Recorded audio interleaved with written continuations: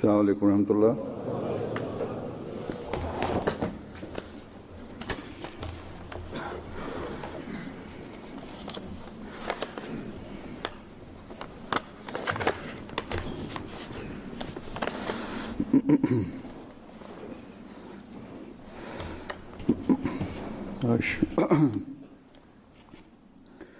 أشهد أن لا إله إلا الله وحده لا شريك له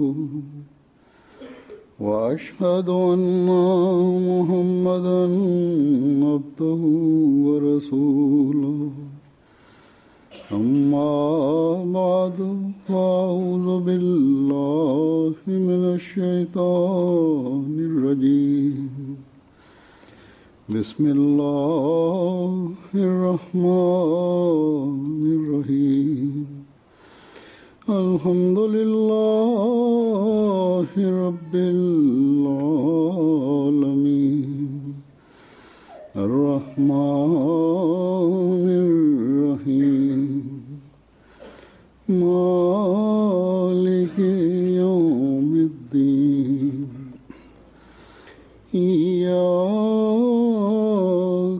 نعبد وإياك نستعين اهدنا الصراط المستقيم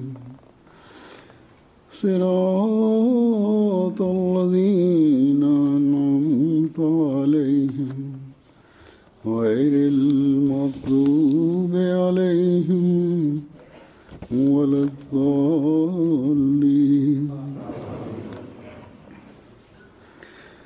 وإذ يرفع إبراهيم القواعد من البيت وإسماعيل ربنا تقبل منا إنك أنت السميع العليم ربنا واجعلنا مسلمين لك ومن ذرياتنا أمة مسلمة لك وأرنا مناسكنا وتب علينا إنك أنت التواب الرحيم ربنا وابعث فيهم رسولا منهم يتلو عليهم آياتك ويعلمهم الكتاب والحكمة ويزكيهم إنك أنت العزيز الحكيم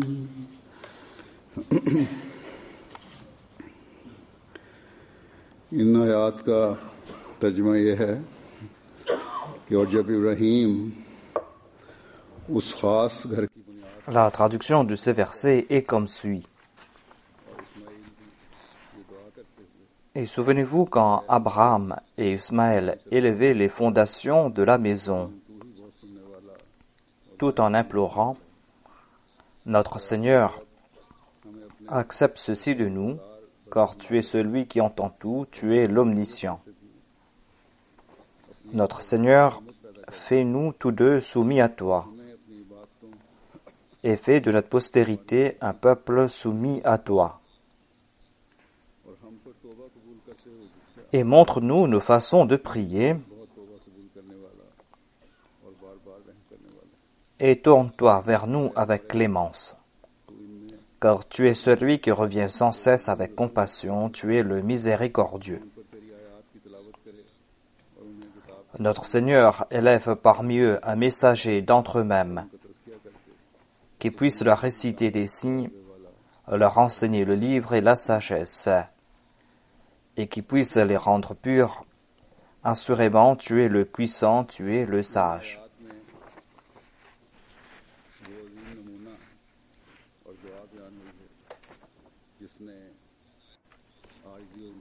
Dans ces versets, l'on trouve ces grands exemples et ces prières qui nous présentent l'humilité, le sacrifice, la fidélité, Ces versets nous présentent le souci que l'on a concernant ses descendants pour qu'ils soient toujours attachés avec Dieu et des prières à cet effet et le fait que l'on prie pour la direction de l'humanité. L'on trouve aussi mention des prières qu'ils ont fait pour qu'ils soient des serviteurs d'Ar-Rahman et des soucis qu'ils avaient à ce sujet.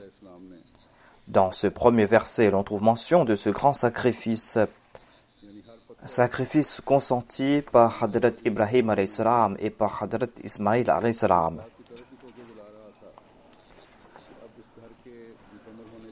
Chaque pierre qu'il plaçait sur la Kaaba témoignait du fait que,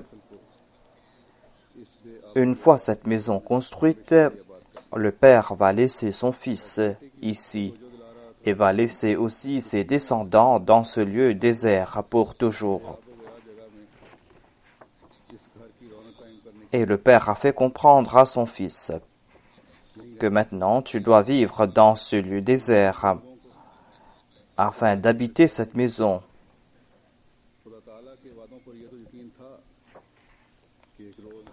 Et ces deux pieux personnages, ces deux prophètes de Dieu, avaient certitude quant à l'accomplissement des promesses de Dieu, à savoir que cette maison sera un jour le centre du monde. Mais ils ne savaient pas quand allait s'accomplir cette promesse. À l'époque, on ne voyait que les sacrifices. Mais en dépit de cela, ils ont fait preuve d'une grande humilité. Ils étaient en train de prier en disant que nous sommes en train de construire cette maison de par ta grâce.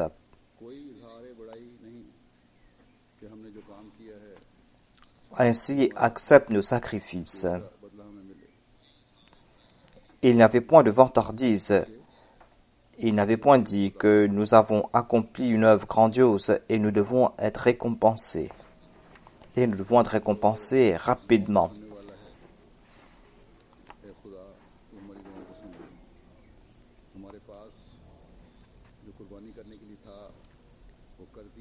Ils se sont adressés à Dieu qui exauce les prières et qui écoute les prières en disant « Ô notre Seigneur, écoute nos prières. Nous avons fait le sacrifice que nous devions faire et nous faisons la promesse que nous allons faire des sacrifices à l'avenir. Et nous désirons que nos descendants participent dans ces sacrifices. » Voilà donc les prières faites par ces deux personnages. Ensuite, en s'adressant à Dieu, ils dirent « Nous t'avons présenté l'état de notre cœur. Toi, tu es Alim, tu es omniscient. Tu sais que nous sommes en train de faire tout cela pour ton plaisir. Tu sais que nous sommes en train de dire cela uniquement pour avoir ton plaisir. Accepte donc ces sacrifices de notre part et fasse que cette maison soit une maison qui t'appartient et que cette maison qui soit une maison bénie, que ce lieu désert soit empli d'habitants. Nous avons compris tes commandements et nous avons traduit cela dans la pratique en bâtissant cette maison, afin que ce lieu soit un centre d'habitation. Mais, ô notre Seigneur, cela dépend de ta grâce. Accorde perspicacité et vision à ces gens qui vont venir habiter ce lieu, afin qu'ils puissent l'atteindre. Fasse que ces gens grandissent dans leur spiritualité. Voilà l'esprit avec lequel les musulmans bâtissent des mosquées. Voilà l'esprit avec lequel ils doivent bâtir ces mosquées. Sinon, de beaux édifices n'ont aucun sens. Certainement, on bâtit de belles mosquées, mais il n'y a plus cet esprit derrière ces mosquées. On ne trouve plus cet objectif derrière la construction de ces mosquées. Le saint prophète Mohammed sallallahu alayhi wa sallam a déclaré que l'on ne doit pas décorer ou orner les mosquées, tout comme les gens des autres religions ornent ou décorent leurs lieux de culte. Mais nous voyons de tels ornements, de telles décorations dans certaines mosquées.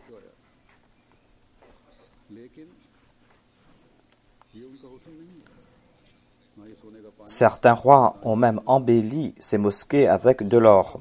Mais la beauté de ces mosquées ne dépend pas de cet or, ne dépend pas de ces décorations. La beauté de la mosquée réside en les personnes qui viennent y prier. Des personnes qui viennent y prier uniquement pour avoir le plaisir de Dieu. Hadrat Muslim Maud, le deuxième calife, avait évoqué un point à ce sujet. Il a déclaré qu'il avait visité l'Égypte où il a trouvé une belle mosquée. Il a vu qu'il n'y avait que quelques personnes qui priaient dans un coin, dans cette mosquée. Il leur a demandé quelle est toute cette histoire. L'imam de la mosquée qui était en train de diriger la prière lui a dit que les gens ne viennent pas prier dans cette mosquée. Et tout embarrassé, je ne peux pas me mettre dans la niche pour diriger la prière. Pour que les gens ne disent pas qu'est-ce qui se passe dans cette mosquée. Une si grande mosquée où il n'y avait que 4 ou 5 personnes qui sont en train de prier. C'est pour cette raison que nous prions dans un coin, afin que les gens croient que la prière est terminée et que ces personnes sont en train de prier après l'heure prescrite. Mais nous voyons aussi d'autres situations, c'est-à-dire que des gens partent à la mosquée. Ces mosquées sont remplies, certes, mais généralement, les cœurs sont vides de cet esprit qui doit accompagner ces gens qui partent prier dans la mosquée. Les pensées qui ont trait aux choses de ce monde les accablent même au cours de la prière. Ils ne consacrent pas toute leur attention vers Dieu au cours de la prière. C'est pour cette raison que nous devons nous souvenir de ce fait, à savoir que lorsque nous bâtissons des mosquées, nous devons bâtir ces mosquées pour que l'on puisse avoir le plaisir de Dieu.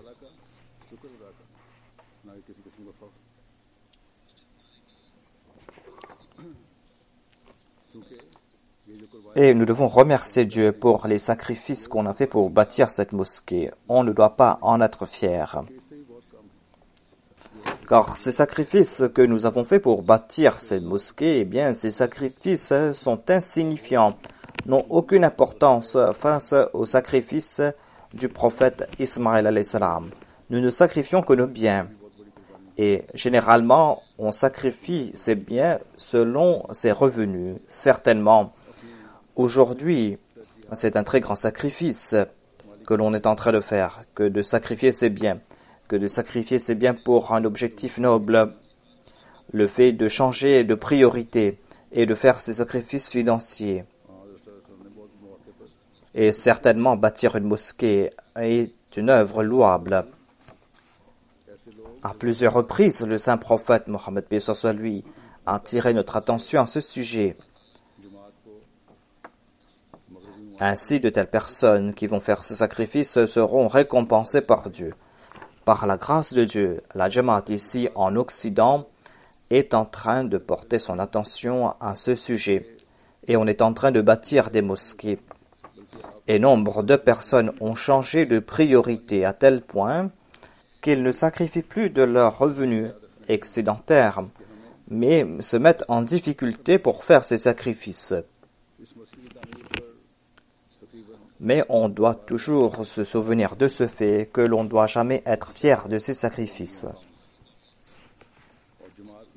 On a dépensé environ 1 200 000 livres sterling pour bâtir cette mosquée. Et la Jamaat d'ici a fait la promesse pour recueillir cette somme. Et par la grâce de Dieu, ils ont déjà contribué cette somme, environ 75%. Certains ont fait de grands sacrifices. Certains ont contribué 78 000 livres sterling. D'autres ont contribué 88 000 livres sterling. Et d'autres ont contribué individuellement 20 ou 30 000 livres sterling. J'ai regardé les promesses de 11 personnes qui ont contribué à elles seules 300 000 livres sterling. Ce sont de grands sacrifices consentis par les membres de la Jamaat. Mais tout sacrifice doit nous pousser à faire preuve d'une plus grande humilité. Car en dépit de tout cela, regardons l'exemple que Dieu nous a présenté. Cet exemple est que tous nos sacrifices sont insignifiants, n'ont aucune importance. Ensuite, ces sacrifices vont porter leur avantage lorsqu'on va remplir ces maisons. Là-bas, c'était un lieu désert où il n'y avait aucun habitant. Et Dieu a bâti une maison là-bas. Et ces pays, ces terres d'ici sont arides spirituellement. Et nous allons devoir rendre ces régions verdoyantes. Et c'est pour cette raison que nous sommes en train de bâtir des mosquées ici en Europe. C'est donc une tâche très louable. C'est quelque chose que nous devons toujours avoir en tête. Il ne suffit pas de venir remplir nos mosquées uniquement le vendredi. On doit être présent pour les prières aussi. Aujourd'hui, nous sommes en train de faire l'ouverture de cette mosquée. Nous devons prier Rabbana taqabbal minna innaka antas samiul alim. Ainsi, nos sacrifices financiers seront exaucés par Dieu lorsque nous allons faire la promesse avec Dieu et lorsque nous allons prier que accepte nos sacrifices et fasse que nous puissions progresser spirituellement et fasse que nous ayons l'occasion de venir remplir cette mosquée. Car tu sais que nous avons bâti cette mosquée uniquement pour que l'on puisse t'adorer. Et fasse que ces gens qui habitent dans la région puissent progresser elles aussi dans la spiritualité.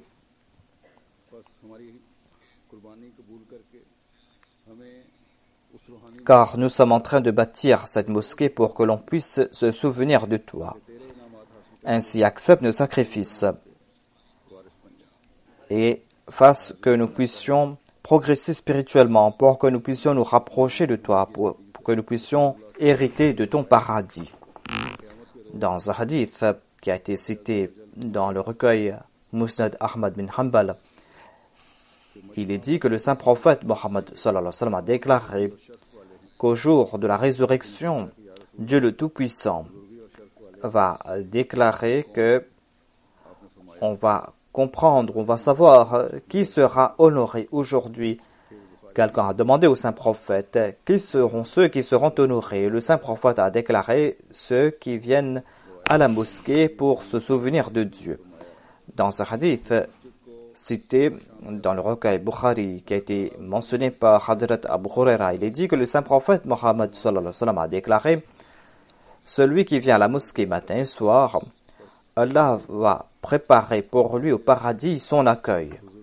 Allah va préparer pour lui son accueil.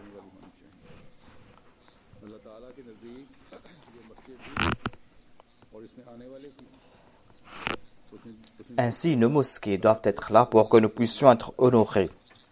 Qu'Allah fasse que ces mosquées ainsi que les personnes qui vont venir y prier seront aimées par Dieu. Des personnes qui vont avoir le plaisir de Dieu. Des personnes qui vont profiter de l'hospitalité de Dieu au paradis dans l'au-delà.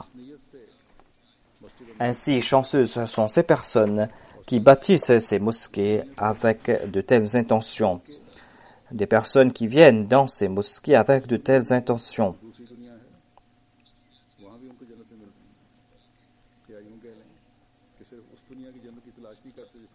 Et ainsi, ces personnes méritent le paradis ici-bas et dans l'au-delà. Ces personnes ne cherchent pas le paradis de l'au-delà uniquement, mais ces personnes cherchent le paradis aussi sur terre. Dans la plupart de nos mosquées, on trouve cette inscription sous le dôme. Ici aussi, on a écrit cela sous le dôme. Allah bi zikrillahi tatmain al-qulub. C'est-à-dire, certainement, c'est dans le souvenir de Dieu que les cœurs trouvent leur tranquillité. Y a-t-il plus grand paradis pour celui qui a le cœur tranquille? Le désarroi qu'on est en train de voir aujourd'hui dans le monde a pour cause le fait que l'on a oublié Dieu. Quant à ceux qui se souviennent de Dieu, quant à ceux qui se remémorent de Dieu, ces personnes sont prêtes à subir toute souffrance pour la cause de Dieu. Et ainsi, ces souffrances sont un moyen pour avoir le plaisir de Dieu. Et ces personnes ont le cœur tranquille. Il y a des centaines de personnes qui se suicident dans le monde, qui se suicident quotidiennement, tout simplement parce que ces personnes n'arrivent pas à endurer les souffrances et les tristesses de ce bas monde. Certains sont si affectés par ces tristesses, par ces souffrances, que ces personnes ont des crises cardiaques. Quelques jours de cela, quelqu'un m'a écrit du Pakistan en disant qu'il y a eu une tempête qui a frappé la région de Sherupura.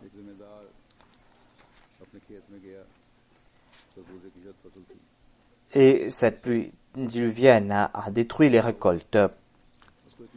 Il y a un planteur qui est parti dans son champ et il a vu qu'il a perdu toutes ses récoltes. C'était une récolte de melons et en voyant cela, il a eu une crise cardiaque et il en est décédé. Voilà donc les peines de ce monde. Mais les gens de Dieu ne subissent pas de perte en raison de ces peines. Au contraire, face à chaque chagrin, ils se tournent davantage vers Dieu.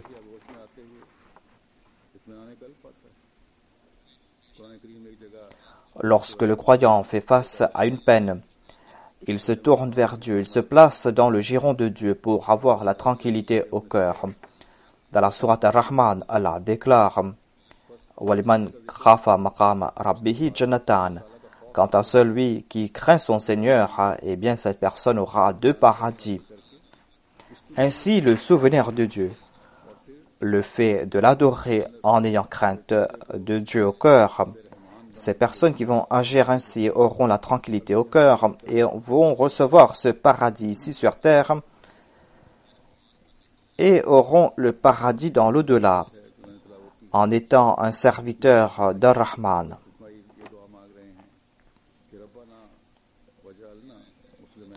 Ensuite, dans le 2e verset que j'ai cité, le prophète Abraham et le prophète Ismaël priaient Rabbana waj'alna muslimayni laka, c'est-à-dire ô notre Seigneur, fasse que nous soyons tous deux tes serviteurs pieux.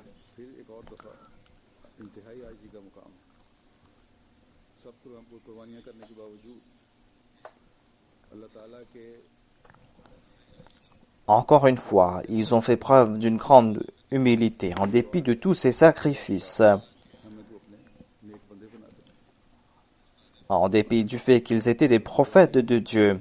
Ils ont fait cette prière en disant « Ô notre Seigneur, fasse que nous soyons tes pieux serviteurs. »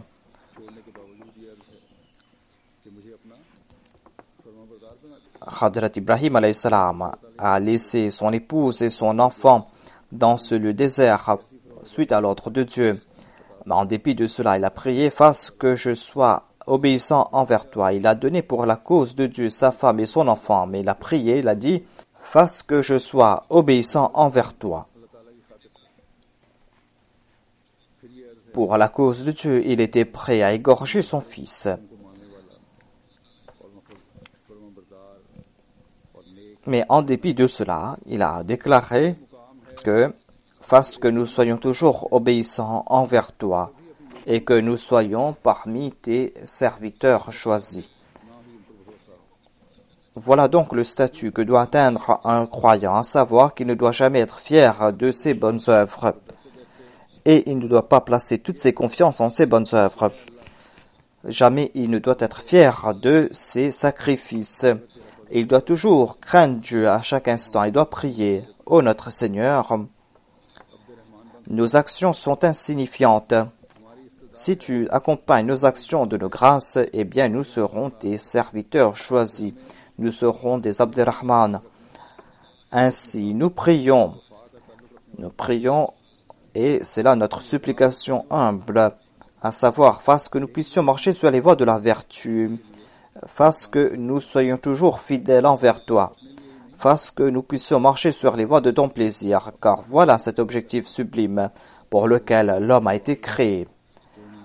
Ensuite, il ne prie pas uniquement pour leur personne, il prie aussi pour leurs descendants. Et il prie en ce sens, wa min dhurriyyatina ummatan muslimatan lak. C'est-à-dire, fasse que le descendant soit toujours obéissant envers toi, qu'ils accomplissent tes œuvres. Ainsi donc, en ayant bâti la maison de Dieu, on ne doit pas se soucier uniquement de sa personne, mais il est dit que pour remplir cette maison de Dieu, pour que l'on puisse profiter spirituellement de ses faveurs et pour que l'on puisse être obéissant envers Dieu, fasse qu'il y ait de telles personnes aussi parmi nos descendants. Voilà les prières du croyant. Voilà donc la leçon que l'on nous enseigne aujourd'hui. C'est-à-dire que la mosquée ne doit pas être liée uniquement avec des vieux, ou la mosquée ne doit pas être liée avec ceux qui sont au chômage, mais même ceux qui sont très occupés doivent sacrifier leur temps pour venir remplir cette mosquée et doivent établir cette relation entre la mosquée et leurs descendants, et que leurs descendants, que leurs enfants puissent aussi avoir ce désir pour rendre culte à Dieu. D'une part, l'on doit faire des efforts pratiques, mais l'autre grand moyen, c'est la prière. Allah connaît l'état des cœurs. Il est celui qui écoute les prières. Il écoute les prières faites en toute bonne intention. C'est pour cette raison que vous devez prier. Puisque nous nous sommes éveillés pour que nous puissions traduire dans la pratique les commandements de Dieu, pour que nous puissions suivre ses préceptes, que cela soit transmis de génération en génération. Si on est soi-même négligent concernant l'ibarda, concernant les préceptes de Dieu, eh bien, les autres générations seront négligentes à ce sujet. Ainsi, après chaque construction de mosquée, nous devons nous tourner davantage vers notre état et nous devons prier davantage. Nous devons aussi nous soucier concernant la tarbiya de nos descendants et de nos enfants. Les prophètes Abraham et Ismaël avaient prié Arina manasikana wa tub alayna. Cela attire notre attention concernant notre tarbiya et concernant nos ibadah. Cela attire aussi notre attention concernant le fait que nous devons réformer l'état de nos enfants. Manasikana signifie l'ibadah et cela concerne aussi toutes ces actions qui concernent Dieu et nos devoirs envers lui.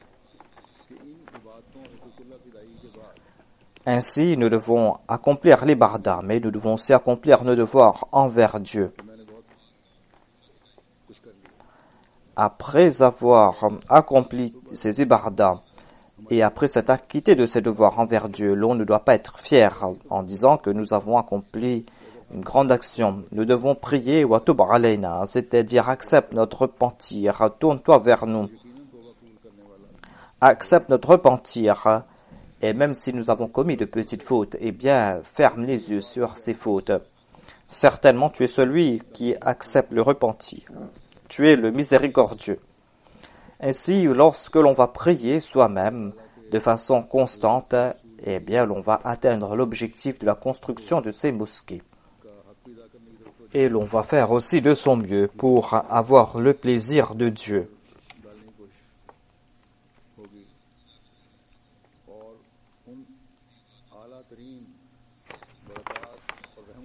Et l'on va aussi faire des efforts pour que ces enfants puissent suivre cette voie.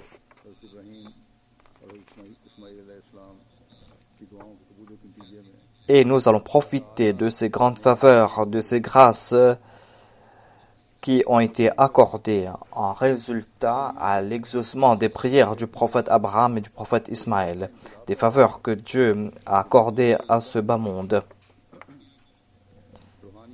Des bénédictions qui ont embrassé le bas monde et qui ont apporté cette grande révolution dans le monde.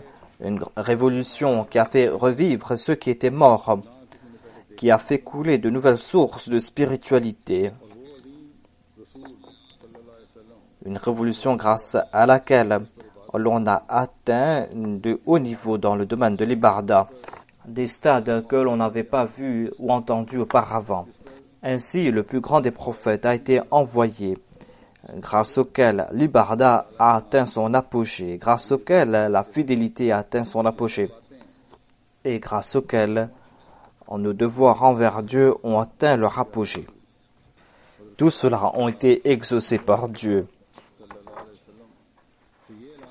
Et en fin de compte, Dieu a fait dire à son grand prophète, son prophète bien-aimé, le Khatamul Anbiya, que Qul inna salati wa nusuki wa mahyaya wa mamati lillahi rabbil alamin.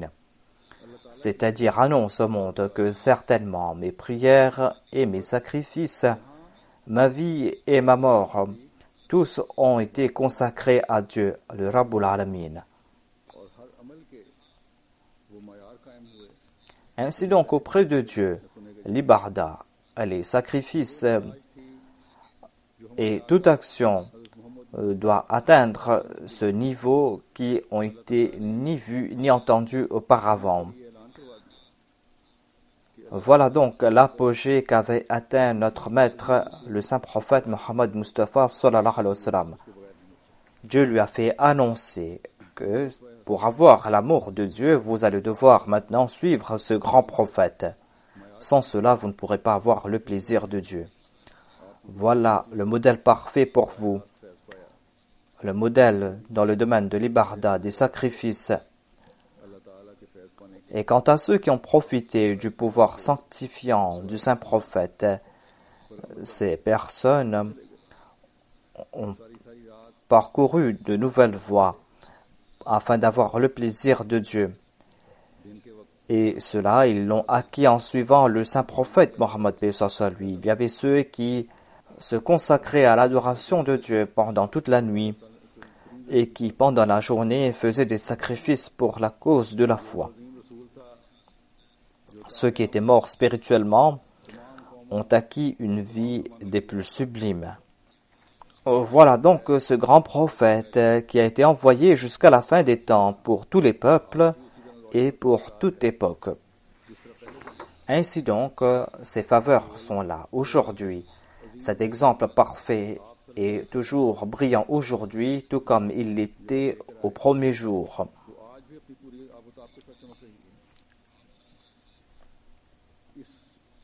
Ce grand enseignement apporté par le saint prophète Mohammed lui est en train de briller aujourd'hui encore. Et Dieu a accordé à ce grand prophète, à notre époque, ce serviteur parfait qui a été envoyé parmi les akharines afin de continuer la tâche du saint prophète, c'est-à-dire de réciter les signes, de purifier les âmes, de présenter les enseignements du livre et sa sagesse. Il est venu continuer cette tâche. Et les suivants de ce serviteur parfait ont fait en sorte que leurs ibadas et que leurs actions soient en accord à l'exemple de leur maître.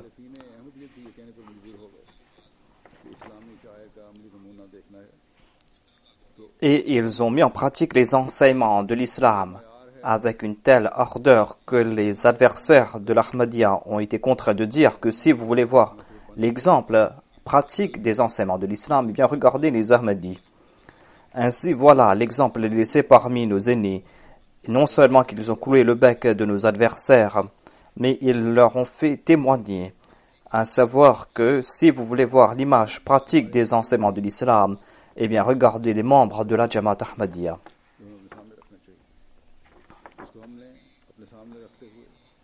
Voilà donc notre objectif aujourd'hui. Voilà l'objectif sublime que nous devons avoir en tête. C'est ainsi que nous allons devoir fermer la bouche de ces gens. À travers nos bonnes œuvres, nous devons présenter les enseignements sublimes de l'islam et attirer le monde vers l'islam. Grâce à nos ibadas, grâce à nos prières, nous devons attirer les faveurs de Dieu. Et nous devons faire en sorte que nos enfants nous accompagnent dans l'accomplissement de ce but et qu'ils s'acquittent eux aussi de leurs devoirs. Et on doit établir cette relation entre eux et les mosquées. Et c'est là que nous allons nous acquitter de nos devoirs envers ces mosquées.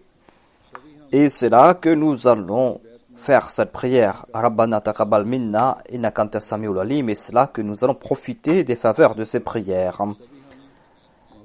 Et c'est là que nous allons nous acquitter de nos devoirs envers le serment d'allégeance que nous avons prêté avec l'imam de l'époque. Et c'est là que nous allons suivre à la lettre les préceptes de ce prophète aimé par Dieu, le saint prophète sallallahu alayhi wa sallam. Et c'est là aussi que nous allons pouvoir embellir notre vie ici-bas et dans l'au-delà. Ainsi, ceux qui sont faibles parmi nous, après la construction de cette mosquée, doivent définir de nouveau les voies à suivre, des voies grâce auxquelles ils pourront s'acquitter de leur engagement. Ils doivent prouver qu'ils éprouvent réellement de l'amour pour le saint prophète Mohammed paix soit lui. Grâce à ces voies, ils vont devoir attirer l'amour de Dieu. Quant à ceux qui sont dans une meilleure situation, quant à ceux qui prient régulièrement, quant à ceux qui viennent à la mosquée régulièrement, ces personnes doivent, elles aussi, atteindre les plus hauts niveaux dans ce domaine et doivent pour cela s'acquitter de leurs devoirs envers Dieu et s'acquitter de leurs devoirs envers l'ibarda.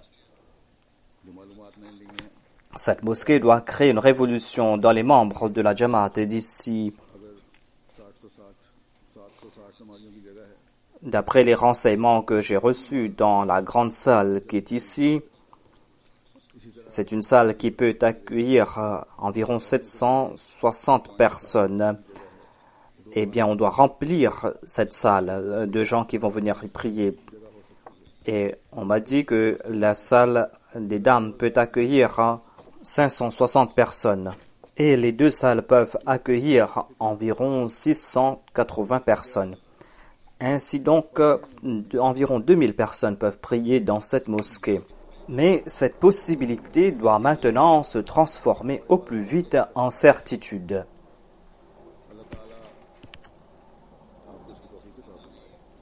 Et c'est là que l'on va s'acquitter de ses devoirs envers cette mosquée et envers sa construction, qu'Allah vous en accorde la possibilité. Par la grâce de Dieu, ici au Royaume-Uni et en Europe, on est en train de bâtir des mosquées.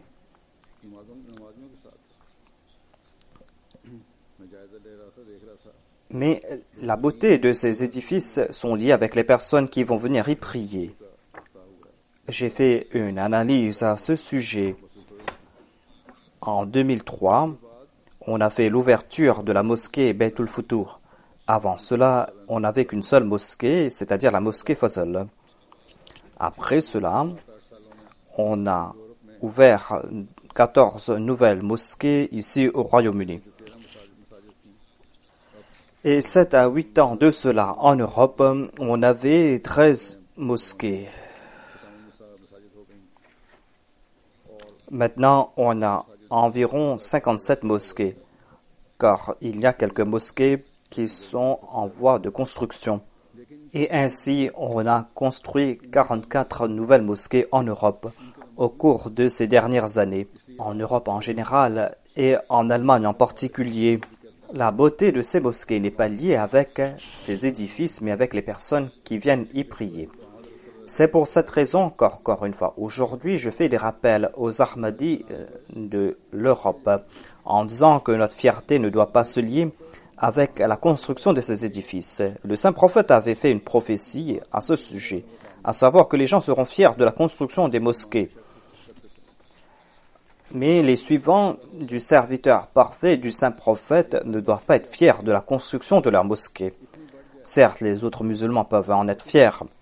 Nous allons atteindre notre objectif lorsque nous allons remplir chacune de nos mosquées. Remplir ces mosquées à tel point que ces mosquées seront étroites. Qu'Allah nous en accorde la possibilité.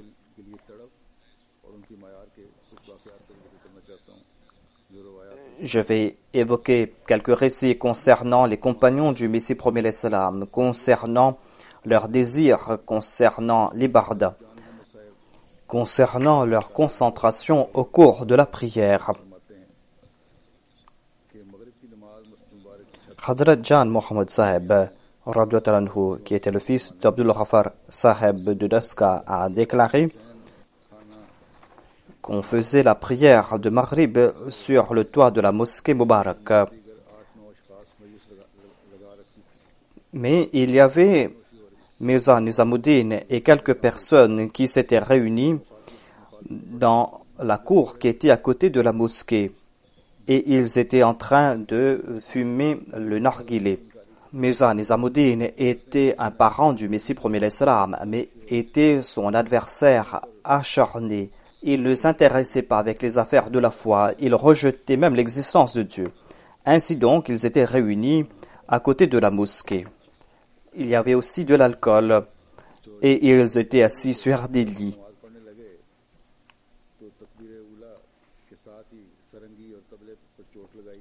Ces personnes étaient donc réunies à côté, et lorsqu'il y a eu le premier takbir, ils ont commencé à frapper sur leur tambour et à commencer à jouer de la musique. Et les autres ont commencé à chanter, afin de déranger ceux qui étaient en train de prier. Mais nous étions complètement concentrés dans la prière, et nous ne pensions même pas à ce qu'ils faisaient. Ils continuaient à jouer à la musique, mais nous continuions à prier et nous ne nous sommes pas déconcentrés. Hadrat Hakim Ali Saheb a évoqué les changements qu'il y a eu en sa personne après son allégeance au Messie promis à l'Islam.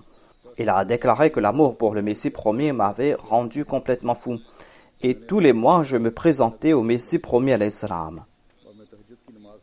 Ainsi donc, j'ai passé ma vie à visiter le Messie promis à l'Islam. J'avais bâti une toute petite mosquée à côté de ma maison et je partais pour la prière de Tahajjud et je retournais à la maison après la prière d'Isha. Ainsi donc, je passais environ 20 à 22 heures dans la mosquée et je jeûnais, je ne mangeais qu'une seule fois par jour, mais je n'avais ni faim ni soif. Et je passais tout mon temps dans la récitation du Saint-Coran, dans la prière. J'étais très content. Et ainsi, lorsque je priais et lorsque je me concentrais concernant un point, Dieu me révélait cela à travers des visions. C'est pour cette raison que j'avais un très grand amour pour Dieu, pour le Saint-Coran, pour le Saint-Prophète, sallallahu alayhi wa sallam. Et j'avais une foi ferme dans le Messie promis à l'Islam. Il y a nombre de personnes qui sont venues ici, qui ont demandé l'asile ici, qui sont âgées et qui sont assis, qui ne font rien. Ils doivent consacrer leur temps dans la prière au lieu de gaspiller leur temps.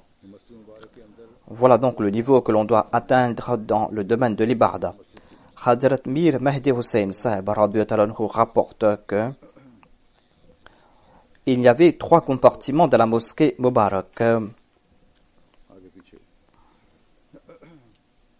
La mosquée était toute petite et il n'y avait que 2 rangs dans chaque compartiment. Et 6 personnes pouvaient se mettre dans un rang. Il y avait une toute petite cour à côté de la mosquée et c'était la maison de Hadrat Mu'minin. Le rapporteur déclare que ce jour-là, il y avait 2 compagnons du Messie promis qui étaient assis là-bas avec du repas. Malik Saeb m'a offert du riz et m'en a donné et m'a offert aussi du pain. J'ai commencé à manger et c'est là que le Molvi Abdul Karim a commencé à diriger la prière. J'ai posé le repas et je suis entré dans la mosquée. Celui qui m'avait offert le repas s'est adressé à moi en colère en disant « Mangez, après vous allez prier ». Il a dit que sinon vous allez mourir de faim. Il a dit que ce n'est que le lendemain que vous allez manger. Je lui ai dit que je ne suis pas venu ici pour manger, je suis venu pour la prière et je ne peux pas abandonner la prière. Et je suis parti pour la prière d'Isha. Hakim Fazul Rahman rapporte des incidents concernant son père. Hadrat Hafiz Nabi Bakhsh, il a déclaré qu'il avait un très grand amour pour le Messie promis l'Islam. Il était très précautionneux à l'égard du Messie promis l'Islam. Lorsqu'on lui demandait de présenter quelques faits concernant le Messie promis, il disait que je n'ai pas confiance en ma mémoire, j'ai peur d'attribuer quelque chose d'erroné au Messie promis à l'Islam. Il travaillait pour le département des eaux et il devait faire des tournées durant toute la journée et même lorsqu'il faisait très chaud. Même quand il faisait très chaud, il devait faire des tournées dans le Pendjab. Et certainement, il était très fatigué. Mais la nuit, il se levait pour la prière tahajjud et nous encourageait à nous lever pour la prière. Au cours du Ramadan, en dépit de la chaleur, il jeûnait régulièrement. Et durant l'hiver, il se levait pour la prière tahajjud et récitait le Saint-Coran à voix haute et faisait en sorte que ses enfants prient avec lui. Par la grâce de Dieu, il avait mémorisé le Saint-Coran. Il nous encourageait à prier et à jeûner. Il nous surveillait de très près. Et il était très en colère si nous étions négligents. Il nous a même enseigné le Saint-Coran. S'il ne trouvait pas le temps pendant la journée, eh bien, il nous enseigne le Saint-Coran pendant la nuit. Voilà un exemple pour les parents. Voilà l'exemple que nous devons suivre pour la tarbiya de nos enfants. Et si les parents vont prier ainsi, leurs enfants vont suivre leur exemple. Ici en Occident, les gens sont en train de s'éloigner de la foi. Et nos enfants aussi sont influencés par cela. C'est pour cette raison qu'il est très important de faire davantage d'efforts ici. Non seulement que l'on doit être ferme dans sa foi, mais l'on doit progresser dans ce domaine. Et l'on doit surveiller de près ses enfants, on doit faire leur éducation morale à ce sujet. Si des personnes de 40 ou de 45 ans sont en train de regarder la télé jusqu'à tard dans la nuit, il y a leurs épouses qui font des complaintes à ce sujet. Ou s'ils restent assis devant l'Internet jusqu'à tard dans la nuit, comment pourront-ils faire l'éducation de leurs enfants? Ainsi, les Ahmadis d'ici, en particulier, et les Ahmadis dans le monde entier, doivent faire face à ce défi, car Satan a dépassé les limites dans ses œuvres et nous allons devoir le combattre. Et cela ne pourra pas se faire sans l'aide de Dieu. Et on pourra avoir l'aide de Dieu grâce à l'ibarda. C'est pour cette raison que l'on doit être vigilant à ce sujet. Cheikh Nuruddin a évoqué sa conversion et a déclaré qu'après quelque temps, je suis venu à Amritsar. Là-bas, en raison de mon business, j'étais négligent concernant la foi. Un jour, je me suis endormi pendant une journée d'été. Et je suis passé par des affres de la mort. C'était comme si j'étais sur le point de mourir. Et il s'est vu dans un rêve. Il entendait la conversation des gens mais ne pouvait pas répondre. Et il a regardé ce qui s'est passé. On lavait son corps ou sa dépouille. Et on lui a fait porter le linceul. Ensuite, on m'a enterré. Et on a jeté de la terre sur moi. Lorsque les gens sont retournés, ma tombe m'a serré des deux côtés et je ne pouvais plus endurer cela. Et ensuite, j'ai vu le Messie premier salam qui était devant moi et il m'a pointé du doigt. Il a déclaré que « Est-ce la promesse que vous avez faite avec nous ?» D'une part, je souffrais et d'autre part, j'ai beaucoup pleuré en raison des paroles du Messie premier. J'ai dit « J'ai oublié, pardonnez-moi, je me repens. À l'avenir, je ne serai point négligent. » Et le Messie premier salam est parti. J'ai ouvert les yeux. Je suis retourné en ce monde, mais j'étais tout effrayé et j'étais très peiné. Et je commençais à pleurer. Et j'étais complètement abasourdi. Je me suis tourné dans la direction du Qibla et j'ai commencé à prier. Cet incident avait de l'effet sur moi. Et je ressentais cette peine et cette souffrance. Ainsi donc, ces pieux compagnons du Messie premier salam qui étaient coupables de négligence ont été avertis par Dieu. C'est ainsi qu'Allah a éprouvé de l'amour pour eux. Il ne les a pas laissés se pervertir. Ensuite, il y a un exemple pour les femmes. Certaines présentent des excuses et ne sont pas régulières dans les prières. Dans certains cas, elles présentent des prétextes. Il y a certaines qui présentent des prétextes, mais il y a d'autres quand même qui prient avec plus d'attention que les hommes. Il y avait une certaine Maïkako Saheba qui a déclaré que nous étions partis voir le Messie premier salam.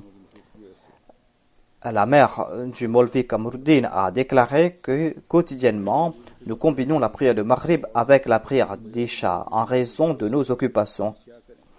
Demandons une fatwa au Messie premier salam à ce sujet. J'ai dit au Messie premier salam que les femmes sont très occupées en raison de leurs enfants. On n'arrive pas à faire la prière de Maghrib à l'heure prescrite. Le Messie premier salam a déclaré que je ne comprends pas cela. Je ne comprends pas comment on pourra être en retard si on fait de son mieux. Mais si vous avez des contraintes, eh bien vous allez devoir combiner la prière d'Isha avec la prière Maghrib. Tout comme les anges viennent à l'heure de l'aube, les anges viennent au crépuscule. Si vous devez combiner ces deux prières, eh bien faites ces deux prières à l'heure de la prière de Maghrib. Cette dame a ensuite dit que, après sa déclaration du Messie premier salam, nous faisons de notre mieux de préparer le repas avant la prière de Maghrib, de nourrir nos enfants avant la prière de Maghrib et de partir pour la prière. Voilà donc l'exemple de ces dames. Elles n'étaient pas intéressées à combiner leurs prières, mais ont suivi ces préceptes. Et les mères sont des exemples pour leurs enfants et doivent être vigilantes à ce sujet. Le Messie premier salam déclare: l'Islam nous présente ce Dieu qui est tout-puissant, ce Dieu qui est exempt de tout défaut. Un Dieu que l'on peut implorer, un Dieu qui peut exaucer nos grands espoirs. Et il nous a enseigné cette prière dans la sourate Al-Fatiha. Il nous dit de l'implorer. Ihdina surat al-mustaqim, surat al-ladhina anamta alayhim. C'est-à-dire, oh notre Seigneur, guide-nous sur la voie qui est droite, la voie de ceux à qui tu as accordé tes grandes faveurs et tes grandes grâces. Et il nous a enseigné cette prière afin que nous ne contentions pas de dire que nous avons cru, mais pour que nous puissions accomplir ces actions pour mériter ces faveurs qui ont été accordées à ceux qui ont été proches de Dieu. Quant à celui qui se tourne vers Dieu avec un cœur sincère et qui soit empli d'ardeur, eh bien cette personne ne partira point à la perdition. C'est une certitude. Dieu appartient à ceux qui appartiennent à Dieu. Et Dieu leur accorde son soutien dans chaque domaine. Au contraire, Dieu leur accorde tellement de faveurs que les gens profitent des bénédictions de leurs vêtements. Dieu nous a enseigné cette prière, Ihdina surat al-mustaqim, afin que nous puissions ouvrir les yeux et afin que vous puissiez voir les résultats de vos actions. Ensuite, le Messie promis déclare que si vous accomplissez une action, mais si vous ne voyez pas de résultat, eh bien, vous allez devoir étudier vos actions, voir quelles sont ces actions que je suis en train d'accomplir, des actions qui ne portent pas de fruits. En évoquant le résumé du principe de la foi, il déclare que on doit se mettre debout comme si on est en train de voir Dieu, ou que tout au moins que Dieu est en train de nous voir. On doit se débarrasser de toute impureté, de toute forme de shirk, et on doit avoir en tête la raboubia de Dieu. Et on doit implorer Dieu grâce à ses supplications. On doit faire le torba, l'istighfar, et on doit évoquer ses faiblesses afin que l'on puisse se purifier l'âme, afin que l'on puisse établir une vraie relation avec Dieu, afin que l'on puisse se plonger en l'amour de Dieu. Ceci est le résumé de la prière. Tout cela a été évoqué dans la sourate Al-Fatiha. On dit Iyyaka na'budu wa iyyaka nasta'in et on évoque ses faiblesses et on implore l'aide de Dieu. Et on demande à Dieu de nous accorder son soutien. Et ensuite, on lui demande de nous faire marcher sur la voie des prophètes et des rasouls. Et on lui demande de nous accorder ces faveurs qui ont été accordées à ce monde par l'entremise des prophètes. Des faveurs que l'on reçoit après avoir suivi les prophètes. Ensuite, on demande à Dieu de nous protéger de ces voies, de ceux qui ont rejeté tes prophètes et ceux qui ont été arrogants. Ces personnes qui se sont attirées la colère sur ce bas monde, ou ces personnes qui ont cru que ce bas monde est leur objectif final et qui ont oublié la vraie voie. Le but de la salat est la prière et on doit prier pour qu'on ait cette sincérité en soi, pour qu'on ait cet amour pour Dieu, pour que l'on se protège du péché. Ces péchés qui noircissent les actions. C'est pour cette raison que l'on doit prier pour avoir l'aide de Dieu et l'aide de l'Esprit Saint. On doit accorder préférence à Dieu sur l'honneur de ce bas monde, sur les richesses de ce bas monde. On doit accorder plus d'importance à Dieu. Quant à ceux qui suivent des légendes qui n'ont pas été évoquées dans le livre de Dieu, ces personnes sont des menteuses. La salat est une supplication selon la méthode qu'on nous a enseignée. Des fois on se met debout, des fois on doit se courber, des fois on doit se prosterner. Et il y a d'autres qui n'ont pas compris ce principe. Et il y a d'autres qui partent à la mosquée, qui prient certes, et qui mettent en pratique les autres préceptes de l'islam, mais qui ne sont pas accompagnés du soutien de Dieu. Et on ne voit pas de changement dans leurs habitudes, dans leur état moral, et cela prouve que leurs ibadas ne sont que traditions. Il n'y a aucune vérité derrière tout cela, car suivre les commandements de Dieu est comme planter une semence qui a de l'effet sur l'âme et sur le corps. Celui qui irrigue son champ et qui plante ses semences, si après quelques mois, il ne voit pas des germes pousser, cette personne doit accepter que la semence est mauvaise. Voilà l'état de l'ibarda. Si on accepte que Dieu est unique et sans partenaire, si l'on prie, si l'on jeûne, si apparemment on est en train de faire de son mieux pour suivre les commandements de Dieu, mais qu'on ne reçoit pas le soutien de Dieu, eh bien l'on doit accepter que la semence que l'on a plantée est mauvaise. Ces mêmes soins-là ont transformé nombre de personnes en saints. Mais pourquoi vous qui êtes en train de prier, vous ne subissez pas leur effet? Si vous utilisez un médicament, mais qu'après quelque temps, vous n'en ressentez pas les effets, vous allez devoir accepter que cette prière n'est pas efficace. Il en est de même pour ces soins-là. Qu'Allah fasse que nous puissions comprendre ce message et que nous puissions vivre selon ses préceptes. Qu'Allah nous accorde l'occasion de lui rendre culte de la meilleure façon. Que nous puissions avoir son plaisir.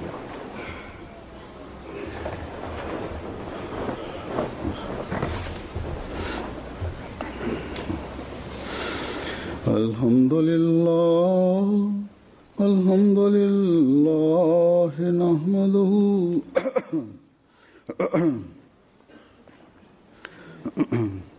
Alhamdulillah, nahmaduhu wa nasta'inuhu wa nastaghfiruhu wa nu'minu bihi wa natawakkalu alayhi wa na'udhu billahi min shururi anfusina ومن سيئات أعمالنا من يهده الله فلا مضل له ومن يضلل فلا هادي له ونشهد أن لا إله إلا الله ونشهد أن محمدا عبده ورسوله عباد الله رحمكم الله إن الله يأمر بالعدل والإحسان وإيتاء ذي القربى وينهى عن الفحشاء والمنكر والبغي يعظكم لعلكم تذكرون اذكروا الله يذكركم وادعوه يستجب لكم ولذكر الله أكبر